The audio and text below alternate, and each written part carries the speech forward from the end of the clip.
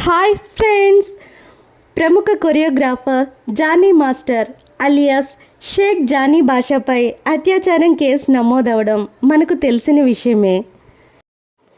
ఆయనపై సెక్షన్ 376తో పాటు క్రిమినల్ బెదిరింపు 506, గాయపరచడం 323, క్లాస్ 2 సెక్షన్ కింద ఎఫ్ఐఆర్ నమోదు అయ్యింది.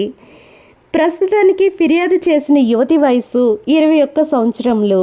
అయితే గత కొంతకాలంగా అంటే 5 సంవత్సరములకు మునిపే జానీ మాస్టర్ తనపై లైంగిక దాడులకు పాల్పడుతున్నాడని యువతి పేర్కొనడం వల్ల ఈ కేసు పోక్సో చట్టం పరిధిలోనికి వచ్చింది.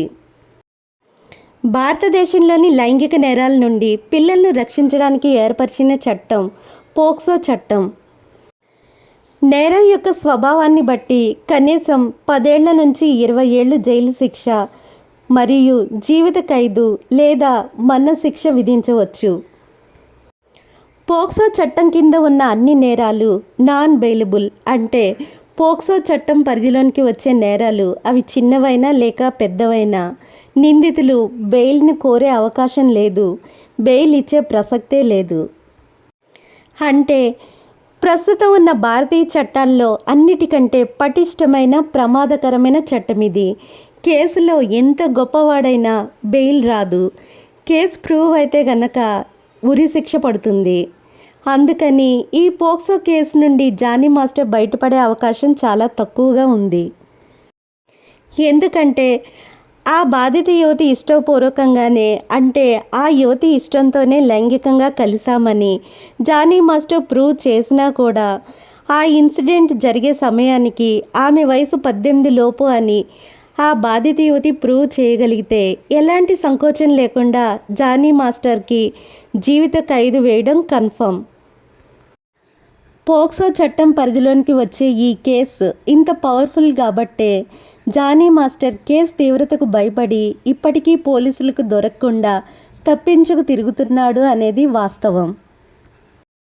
ఇలాగే కొన్ని రోజులు జానీ మాస్టర్ పోలీసులకు దొరకకుండా తప్పించుకుని తిరుగుతూ ఉంటే జనాల్లోని అనుమానాలు బలపడతాయి. అందువల్ల జానీ మాస్టర్ అర్జెంటుగా పోలీసులకు లొంగిపోవడం శ్రేయస్కరం. ఒక క్రైమ్ జరిగిన తర్వాత ఆ క్రైమ్ని 10 సంవత్సరాల తర్వాత కూడా నిరూపించే అవకాశం పోలీసులకి, ఫోరెన్సిక్ ల్యాబ్ టెక్నీషియన్స్కి ఉంటుంది. ఫర్ సపోజ్ ఒక వ్యక్తి ఒక చూయింగ్ గమ్ తిన్నాడు. ఆ చూయింగ్ గమ్పై అతని సెలైవా అంటే లాలాజలం, ఆ లాలాజలంలో ఉండే అతని DNA కొన్ని వందల సంవత్సరాల పాటు ఉంటుంది.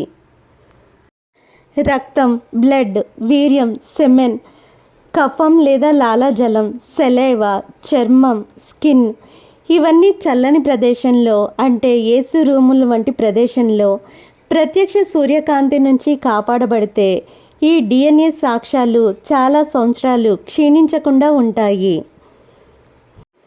అవుట్డోర్లో జరిగిన క్రైమ్ ఇన్సిడెంట్స్లో జంతువులు లేదా ఇతర కీటకాలు రక్తం లేదా DNAకు సంబంధించిన శరీర కణజాలను తినేయవచ్చు.